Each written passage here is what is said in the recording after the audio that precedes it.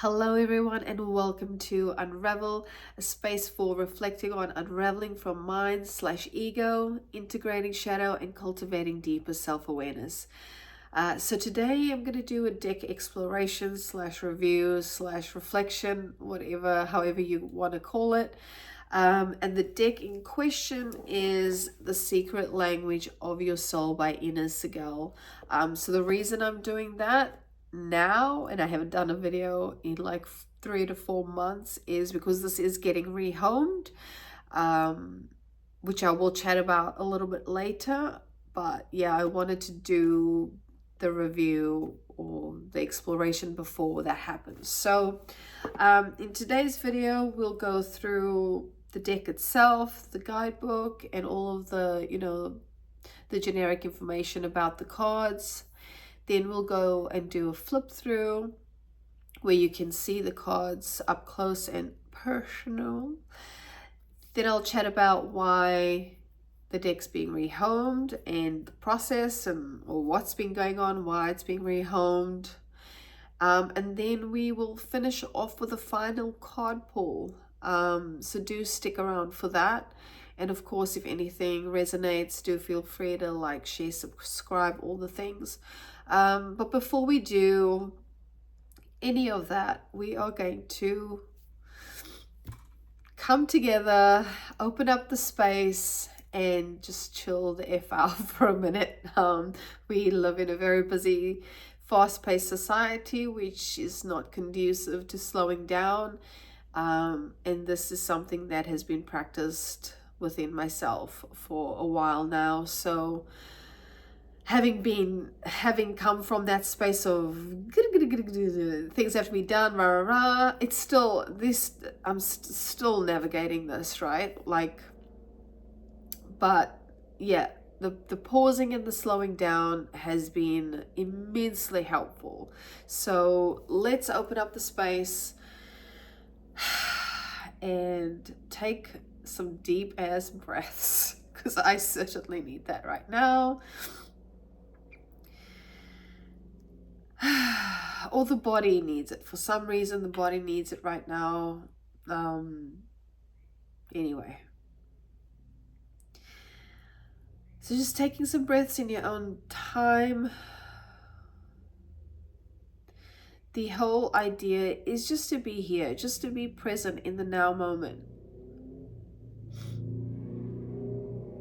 And just witnessing anything that's coming up, whether that be mental activity, so mind or ego thoughts, whether that be body thoughts such as, bodily sensations. I'm witnessing myself. My nose is like, I'm getting all sinusy and my voice is changing, which is really interesting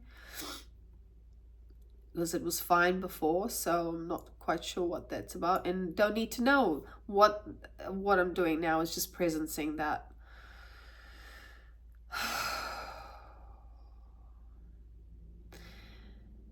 And also just feeling into softening within the body itself. So feeling that softness. So really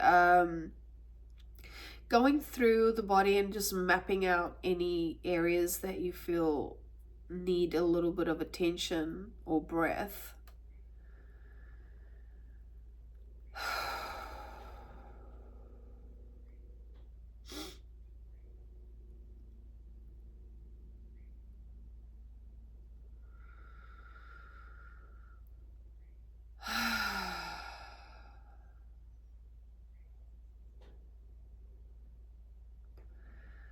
And if you need to stay here, if you're enjoying this process and you're feeling like you want to extend that, feel free to pause the video. Other than that, you can bring your awareness back to the screen and we can continue with this deck exploration. So I'm even noticing the voices, like I'm speaking a lot differently. It's very interesting. But anyway, that's not a video, a discussion for this video, so we will continue. So, right, the deck, that's why we're here. Deck exploration. So the deck is called, again, The Secret Language of Your Soul by Inna Segal, an oracle for mind, body, and heart. So upon looking at the deck, you would think, or the box anyway, you'd think that it's quite a big deck.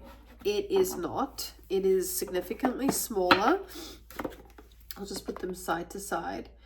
And the reason for that, I would say, is because the guidebook is a lot bigger. So obviously we need space for the big ass guidebook. So if I compare it to, say for example, the Monology deck, which I know a lot of people in this, a lot of, you know, people who use cards, they tend to have this deck by Yasmin Boland. It's a significant difference in size, right? Like the cards itself would probably fit into the Monology deck box, if I can, right? So yeah, I know the reason I'm mentioning that is because some people travel a lot, and when they do travel, they take their decks with them. So it'd be quite a clunky little box to take with you. I know I usually take decks sometimes when I'm traveling, but I tend to put them in little baggies, so I don't have to carry the boxes around. But yeah, each to their own. You do you. So the card stock, I will talk about the card stock. It is a decent stock. I would say it's probably harder than a lot of other cards. So this is the Star Codes deck. You probably can't see the difference in the thickness, or you might be able to. So it is a little bit thicker than your average card. It is a matte finish, so there's no gloss at all. I'll show you the difference. So that one's glossy and that one's not. Yeah, so you know, everyone has their preferences. I do prefer matte cards. I love the way they shuffle. I love the way they feel, and it's a lot more grippy, but it doesn't really matter. It's not about it's not about that for me. It's about the messaging. What else do I need to talk about? So I did say it's by Inna Segal. The artwork is by Jane Marin. I don't know if you can see that. Yep, Jane Marin. And the publisher is Blue Angel Publishing, I think. Yeah, Blue Angel Publishing. What else? The guidebook itself, I think, is well, I haven't really used this book that often at all, actually, but each card has a meaning. Obviously has a meaning page, and there's about 3 to 4 pages on average, I would say, for each card. And so you can see that's the same card, so that's got like 3 and a bit. And in the explanation itself, she does give you some healing practices, so that can look anything like exercises. What else? She's got some creativity things to do, energy healing. It just depends on what the card is, what the context of the card is, but that's pretty much the guidebook. She does have how to use the cards in it, as well as the what do you call these things, man? I don't know, the spread. What is going on? You don't do a video for 4 months and then all of a sudden you're like, what is my name even? Oh my gosh. Okay, so I think I've gone through everything. Oh, not yet. The images in what else? 45 cards in here in the deck. And the colors and images. So when I first looked at it, and I'll just show you, when I first looked at the cards, I thought that they were in alignment with the chakras, because they're all different colors, and There's no kind of rhyme or reason to them. I don't think. I did have a quick squiz in the book, but I couldn't see anything about it. But in the center of each card is this mandalic representation. Oh, that one looks like a bug. So each card has this mandala on it in the center, and then the wording, card number, and text at the bottom. So I usually do the shuffle to like show you how to shuffle the cards now, but I've placed these in a particular order to show you something that that I wanted to chat about, but I'll do that when we do the after we do the flip through. So what else? I think that's it. Images, colors. Yeah, I couldn't find anything about the color representation. So I'm not too sure why those colors were chosen in particular, but the main thread of the card are those mandalic symbols. So let's flip through right now so that I can show you. I will show you what the shuffling situation is when I do the card pull. So I'll just pull my camera down so you can actually see. That should be okay. Righto.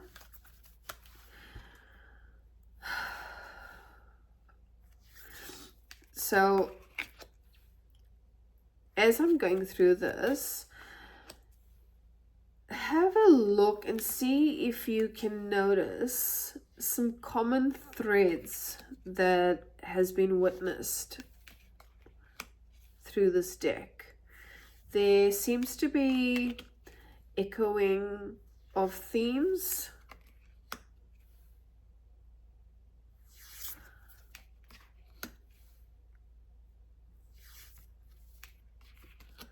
See if you can notice it and let me know in the comments below.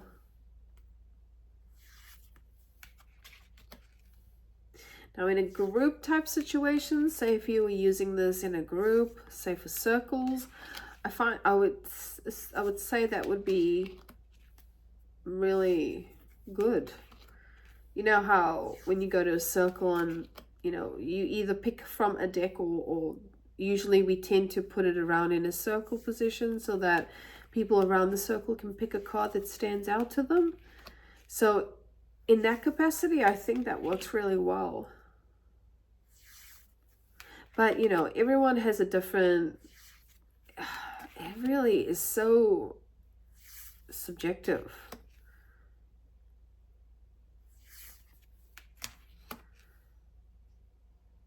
I can't really say that I've used this deck enough to form any type of connection to it to understand that aspect of it. But I'll chat about that more in a bit.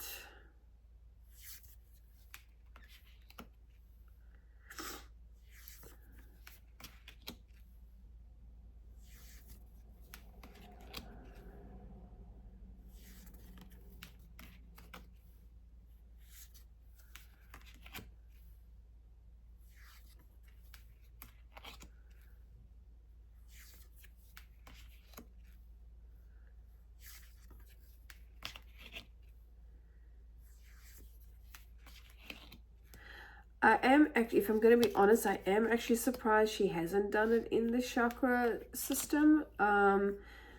Because, reason being, she does have a card deck called The Secret Language of Colors. It talks about colors as well. So just seeing that concept of colors and color therapy being thread through, I think would have been awesome. But look, I haven't gone through the entire book, so that could be somewhere and I've just not seen it. So if it is in the book, discussing the colors and such, then let us know.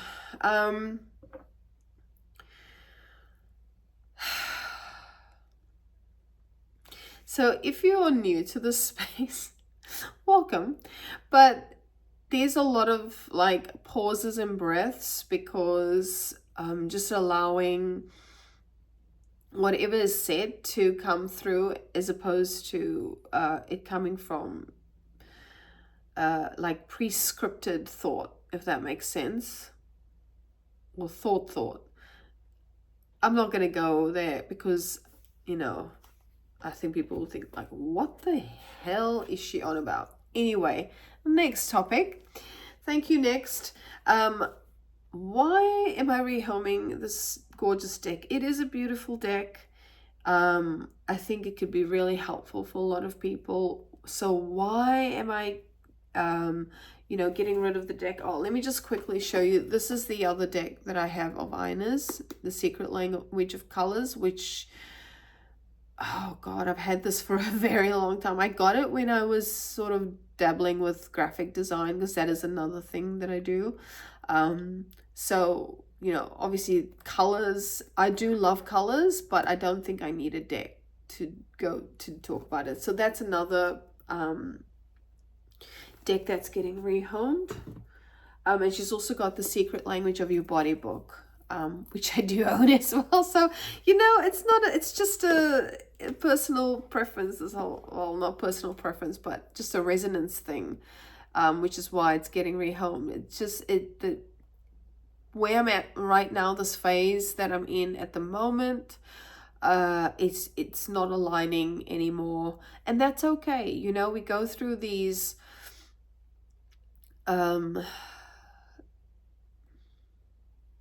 layers of unraveling, from programming and thought, and we get to a space of like realizing what's for us and what's not. And at the moment, this is not, but you know what? Who knows?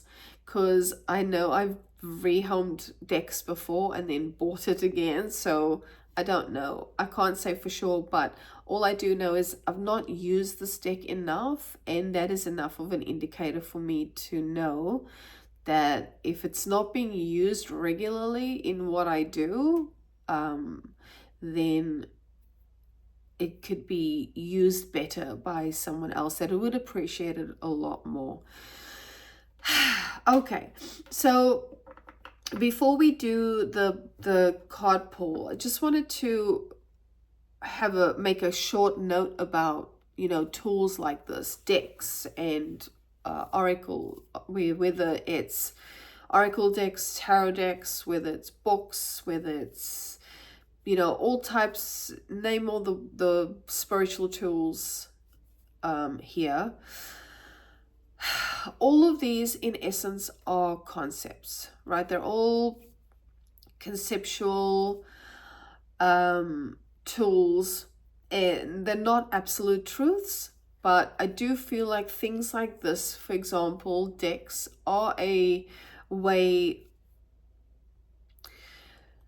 They can be used in a reflective way, as in to get to know who you are at the core a little better, or just act as a tool of reflection. Just be a mirror to what's not necessarily seen. It just offers a different perspective. The way it is used a lot, unfortunately, on YouTube channels and stuff like that, is as a predictive tool, and that's okay too. If people align with that, that's completely cool. But these are tools, and you don't need things like this. I'm just gonna say it. I know this, I'm talking about decks, but I'm just gonna say it. You don't need tools like this to find answers. You already have the answers within you. You are already that. So I just wanted to make sure that, whoever was watching and questioning what I talk about in the other spaces and going, but why are you using decks? It is just a tool, and it, well aware that it's a concept. And this is, I guess, why I'm going through this process of culling, is because the ones that don't feel in the same frequency or vibration that I'm in right now, they, you know, yeah, they will be released from the collection, unfortunately. But I don't see that as a negative thing at all. It's just making more space. It's just creating more space. And at the end of the day, that's what it's all about. Anyway, that went on a bit of a tangent. So now I'll show you what the cards shuffle like, and then we'll do a little bit of a card pull and just sit with a reflection of what the card could mean. Okay, let's pull this camera down a bit. Okay, this is my favorite part. This is my favorite part. I love shuffling cards. Or I should say this form loves shuffling. I don't know what it is. Perhaps in a... Oh, that wasn't great. Perhaps in a former life it was like a magician, or... maybe I was a tarot reader in a past life. Who knows? Maybe I was a bit of a gambler. Oh dear. So yeah, it is a good deck to shuffle. As you can tell, I'm not stopping because it's so fun.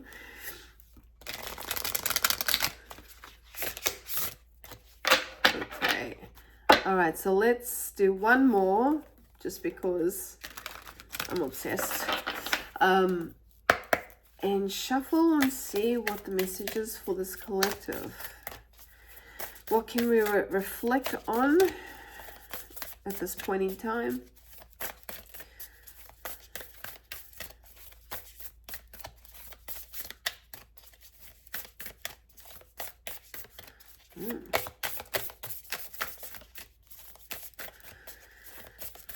Oh, okay. I think this deck is done with me. It's like, yes, you suck.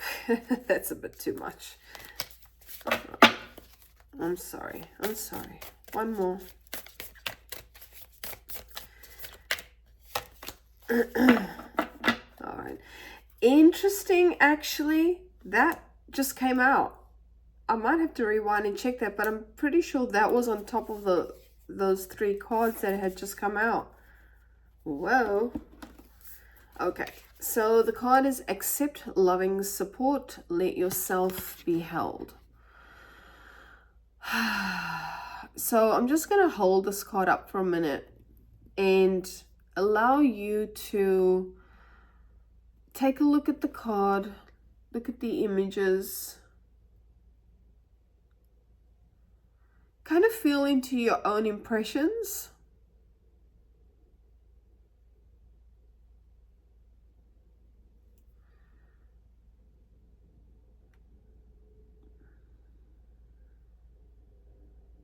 Before I turn the camera back up. So let me know in the comments below. Oh my gosh. Let me know in the comments below what impressions you got from that card, what impressions you got from the text, what you got from the images. I mean, it goes without saying, right? When we talk about support, there are a few things we can reflect on in regards to support. Asking for help where you need, you know, whether it be from people around you, family, friends, or from, you know, more formal support like therapists or doctors, specialists. But there's also something to be said about being in a space of allowing that support, being in a receptive state. Because if we're not in a space of being willing to receive help, I feel that kind of can create some type of, the word karma is coming into mind, and what I feel is meant by karma is, what is that? Hold on. That equal equal reaction. What is that saying? Well, it's not a saying, it's a scientific thingo. I don't know what is going on with my verbiage. I'm telling you now. There's an equal action reaction, some shit like that. Okay. But I feel like if you know, what this can help us reflect on is, are you in a space within yourself to be open to support? And, you know, when people hear that, they're like, yeah, of course, I'd love support, bring it on. However, be mindful of how support shows up, because it might not always show up in the way that we anticipate or want it to. For example, if you're in need of an answer to something and you expect the support to come through some divine intervention, or as in like what people would call downloads, some type of divinatory thought, which is just thought, period, or like a, how would you call, like a you know, guru, quote unquote expert, or some person with some recognizable aspect to them in terms of their field work or what they do, like that type of support. Most people would be more open to receiving support like that, or answers in that type of way, or support from a family member who you get along with really well, or a friend you get along with really well. However, is there space to ponder whether you'd be open to support if it came from a place that would create some sort of activity within yourself, whether that be mental, like thoughts, or whether it's physical, like, ugh, no, I will not listen to that person, for example. When you're in a space of receptivity, support's going to come from where it's going to come from. And when you're in receptivity, you'll be more open to what that looks like. Or not even open to what that looks like. How does that want to be said?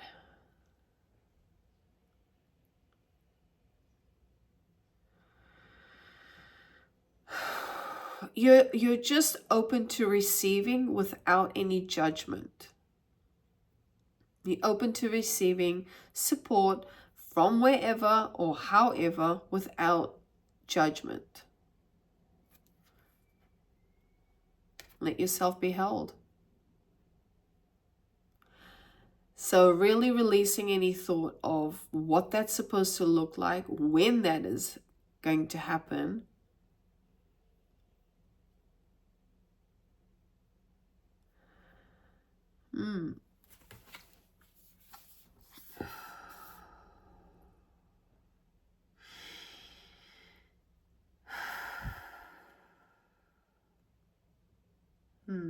It's very interesting imagery. It's like this heart shape in the middle, and this pearlesque type center, and then all of these branches, which kind of remind me of self. You know, consciousness, one consciousness is pretty much exactly what I was just talking about. Being present in the now, being open to receive by being present, and just allowing all of these pathways of support to come into your awareness, come into being by you being receptive. If that was all closed up, you wouldn't be able to get to pull in that support. I will have a look at the book and see if there's anything else. Let's see.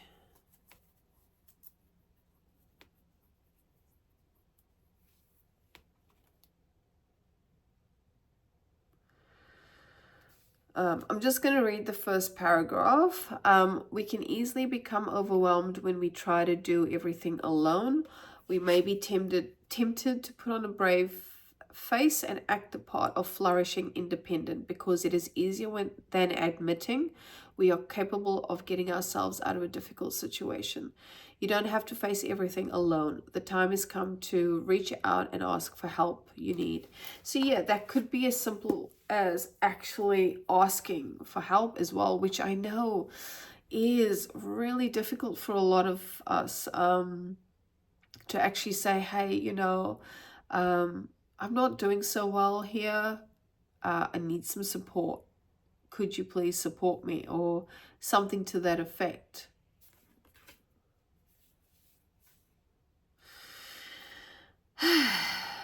Yeah, interesting. Okay. That was actually a really lovely card for the final pull, if I must say.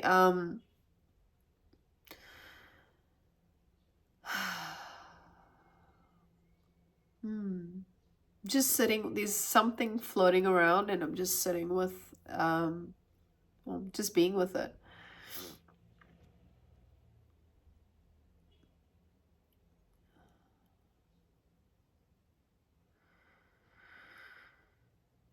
There's just this strong emphasis on stillness, as always. So I'm going to leave it there for now. Thank you so much for watching this video. If anything resonated, feel free to like, subscribe, do all the things. You can join me on the podcast, or I've just created a Substack as well, which you'll get straight to your email. So check them out in the links below. But other than that, I look forward to any comments about any reflections on this card or the deck itself. Yeah.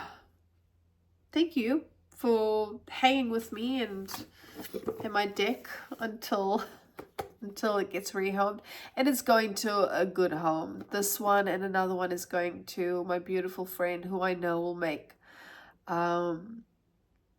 will treat it with respect, and who will love it dearly, and be able to utilize it in a way that I haven't been able to do. So yep, that is it from me. Take care, and I will see you in the next video.